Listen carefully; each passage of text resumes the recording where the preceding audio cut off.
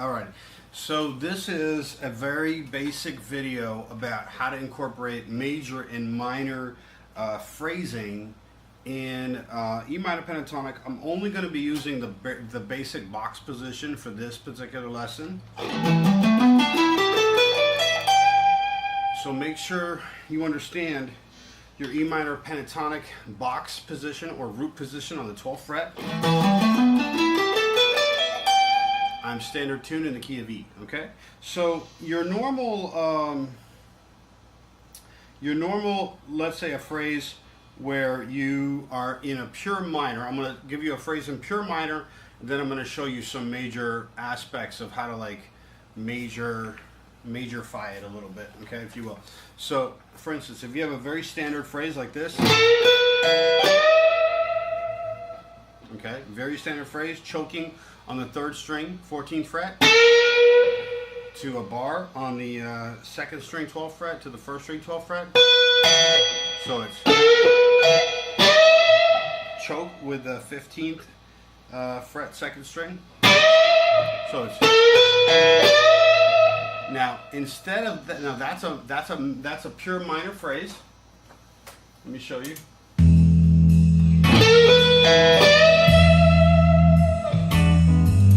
Now that's just a backing track, which I'll put in the link in the description.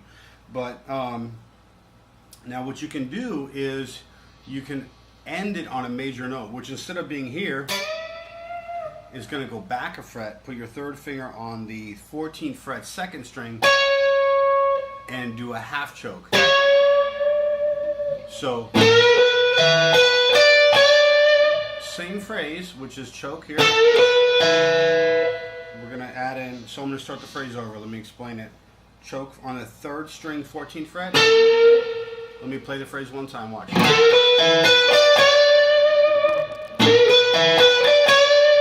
Alright, I'm going to explain it. So choke the 14th fret, 3rd string. Bar the 1st and 2nd string, 12th fret. Come back to the 2nd string. Pinky on the 15th fret, 2nd string. And then do a quarter or half choke with the 3rd finger on the 2nd string, 14th fret. So it's, and that's a major phrase. Watch this.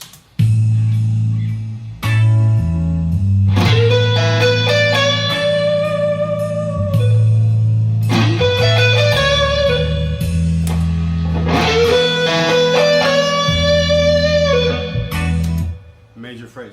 Here's another major phrase. Watch this. You're just going to keep that bar right here on the 2nd and 1st string, 12th fret, and you're just going to hammer. You're just going to hammer with the 3rd finger. Only hammer the 2nd string, 14th fret, but don't hammer the 1st string. You're just going to let that 1st string ring over. So you're going to play both strings, 12th fret, 1st and 2nd string. And then you're going to only hammer the 2nd string, and the 1st string is going to ring over like this. Very cool. Very Stevie Ray Vaughan inspired. That's a major phrase. You can then go to a bar with the 3rd finger on the 14th fret for the 2nd and 3rd string. Okay, that's called an interval or a double stop. We're using 2 notes together. So we got, and then end that with a bar on the 12th fret. Okay, 2nd and 3rd string, and then with the 2nd finger hammer on with the hammer onto the 3rd string, 13th fret like this. So put the whole thing together. That's a phrase, and that's a pure major phrase. So in the context, you can mix it with a minor phrase. Like you had this one, the one I showed you earlier. And then I just did a hammer there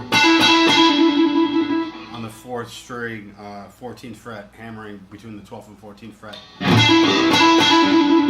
Watch me put all 3 together.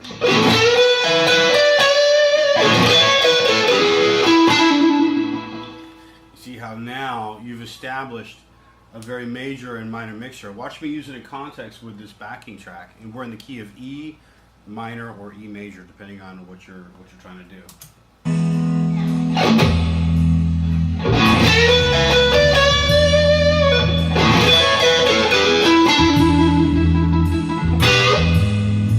Okay.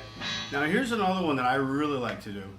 You can play with, I like to use my pinky here and my first finger, but you're going to put your first finger on the 3rd string 12th fret, and then put your pinky, or 3rd finger if you want, but put it on the 14th fret 2nd string, and you're going to play the 2nd and 3rd string. And you're going to slide only the 2nd string while that 3rd string rings. So you're going to slide it up to the 15th from the 14th fret. You're going up to the 15th, back to the 14th, like this. And you're going to put that bar again on the 14th fret, 2nd and 3rd string. And you can end with a hammer like you did in the last phrase, on the 12th fret with the 2nd and 3rd string. Middle finger hammer. So, or very nice embellishment. So watch me use this in context.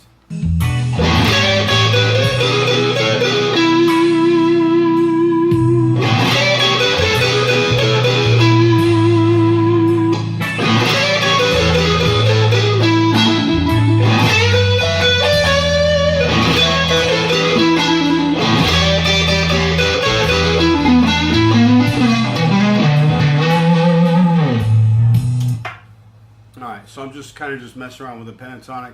This is a little bit of an intermediate lesson, so if it's a little over your head, you may need to do some more drills in your basics before you can understand it. But here's another one. I'll give you one more. Okay, I'm gonna put the 3rd finger on the 14th fret 1st string, and I'm gonna do just a half step choke on that 1st string.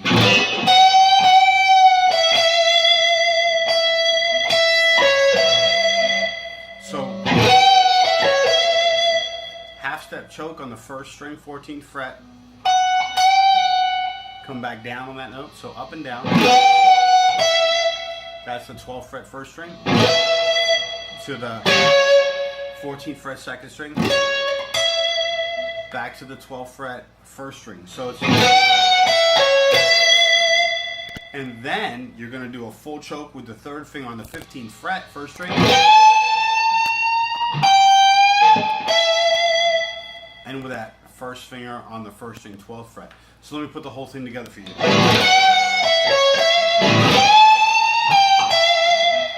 That's one of my favorite. So let me show you in context with the song.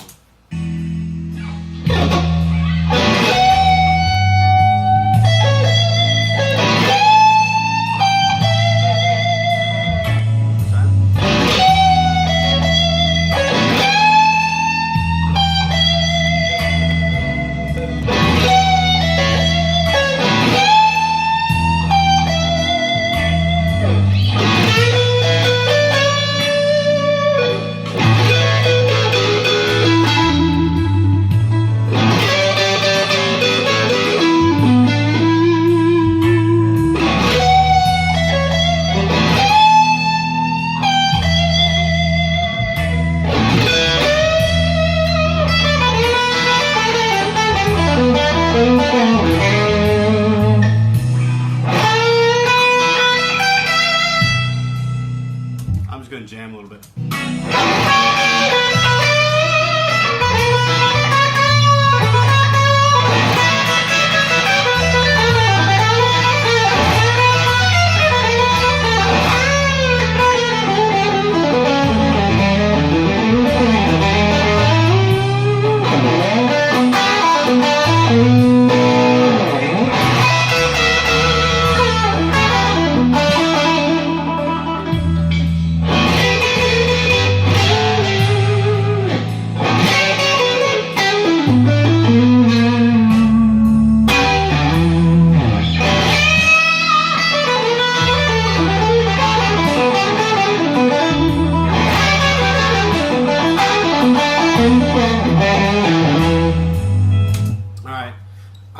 apologize. I'm just totally having fun right now, and I wasn't really working.